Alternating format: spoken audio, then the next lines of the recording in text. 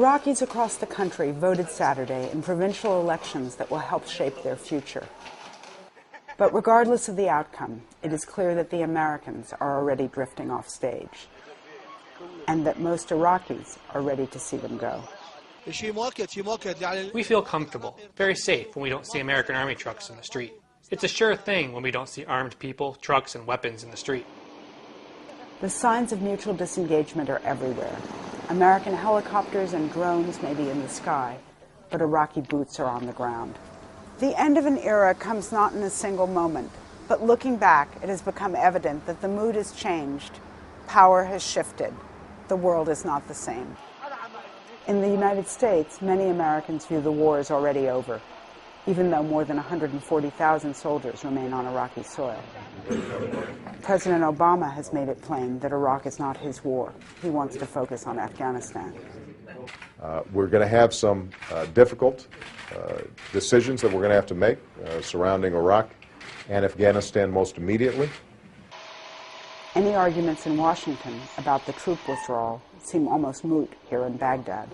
Iraqis want to show that they can govern on their own. We believe that our government is taking care of the situation. We firmly believe that it is capable of taking care of the situation, God willing. This is not to suggest that the war is over. Counterinsurgency operations are still underway. The military is tracking signs of activity by Sunni extremist groups. For now, the rest of the country is mostly calm. The provincial elections will test political stability, whether Iraqis can begin to resolve sectarian tensions through the ballot box. There was almost no violence on Election Day, but a ban on driving and confusion over where voters should cast their ballots appeared to reduce turnout. The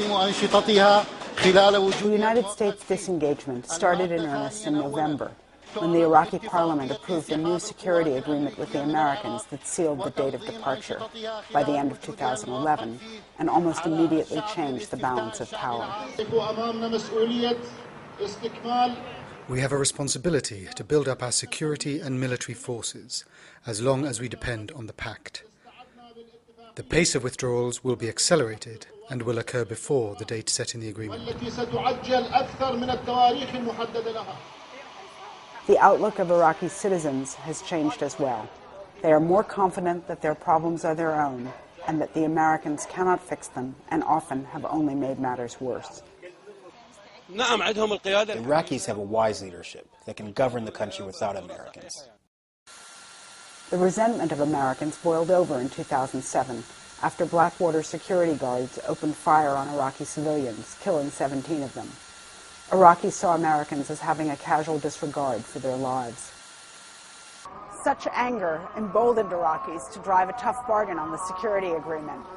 Americans were forced to accept a deadline for departure, give up immunity for contractors like Blackwater, and give Iraqis more authority over military operations.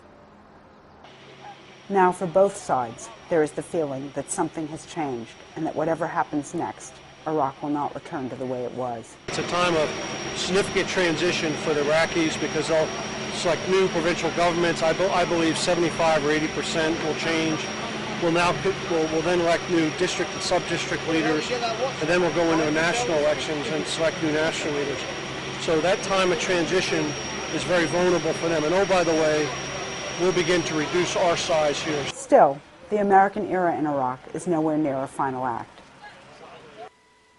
The Iraqis need the Americans not just to dampen terrorist activities within the country, but to protect them from Syria and Iran. For the United States, Iraq remains a strategic prize for its location and its oil production. Iraq will be eager to demonstrate its independence. The United States will have to rely on levers other than a huge and continuing military presence. This promises considerable tension as each side redefines its relationship. Right now, the United States will not need big troops here. Indeed, the relationship between Iraq and America needs a new chapter. The elections on Saturday were a step toward a peaceful approach to settling disagreements among factions about the shape of the country. If new governments are seated from north to south and from east to west, the United States and Iraq can begin the next act in earnest.